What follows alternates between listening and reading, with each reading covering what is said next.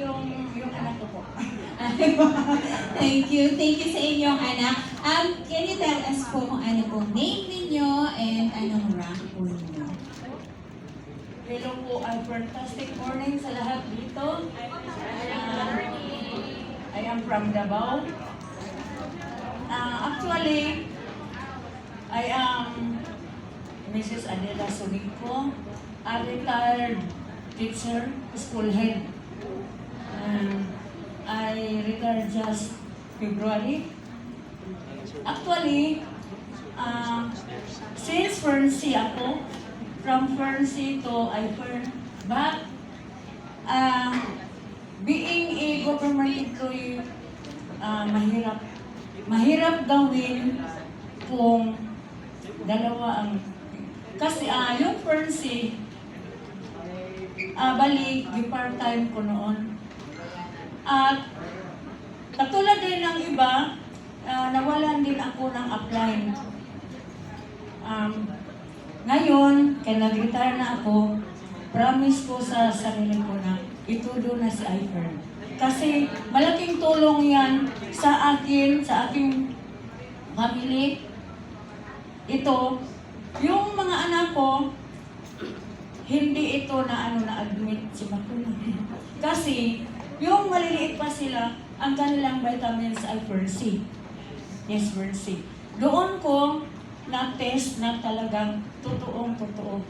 At saka, hanggang ngayon, nandito ako, isa ako sa mga awardees. Pero associate. Hindi naman, mahirap ang mangarap. Kaya, nandito ako ngayon, mag-receive ng being pasimula from distributor to associate. Congratulations. Tingnan mo tayo sa gitna. Tingnan tayo sa gitna. Ayan. Congratulations po sa inyo, ma'am. Adele, no?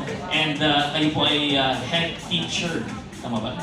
Yes. Okay. In my, I think in the, as in independent, head teacher 3 po. Okay. Yan. So, maraming salamat and of course, congratulations po sa inyong award on being the newest associate po dito sa iFern. Yes, meron pa ako. Sige po ma'am, go. Nagpapasalamat ako sa iFern, lalo na si Sir Tom, si Mama Damkin, at sa lahat na mga appliance ko. Ngayon na, ang apply ko yung sa Davao City ay si Ate Vicky Chua. Nandyan siya. Siya ang kasama ko, pati yung mga pamangkin ko na hindi pa member, nandito din. At yung anak ko, member na rin. Ang lahat, ang mga anak ko pala, 4, lahat na sila member ng iFern. Yung bago lang, yung pangatlong anak ko, kumuha ng reseller package. At yung isa, 2 account na. Yung youngest ko. Yes, congratulations ma'am. May tanong ako, kasi nabanggit niyo po kanina, kaya kayo nag-iFern kasi meron po kayong mga pangarap. Ano po ba yung mga nabuong pangarap ninyo? Or meron na po ba doon na ilan nila na natupad na din po dahil sa iFern? Hindi masyado kasi ang natupad is yung mga anak ko na member na para sa akin yung yung pangarap ko isa na makaakyat ako dito sa stage. Yan, natupad na po. Napalakpakan na rin natin. Sige. Kasi noon nag-aakyat ako ng ganito na sisel, tapos nakaupo lang ako dyan.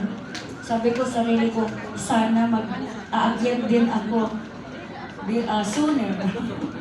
Diba? Dahil hindi ka nag-give up, ma'am, diba? Ito na yung inyong pinapangarap na mag-receive po ng award, lalo na today is a very special day. Ito yung 500 Gala. We're celebrating yung iFern's Finest. So, thank you so much for being one of the iFern's Finest. Again po, palakpakan po natin si ma'am. Thank you. Ang ganda ng kulay ng green, no? Kasi very,